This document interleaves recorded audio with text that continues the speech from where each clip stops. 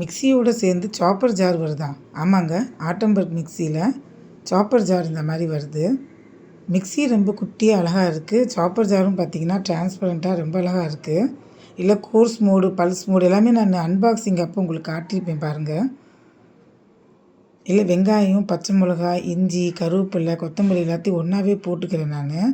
போண்டா பண்ண போகிறேன். ஸோ அது பண்ணும்போது வாயில் கடிபடாமல் எல்லாமே ஃபைனாக சாப் ஆகி ரொம்ப நல்லா இருந்துச்சு.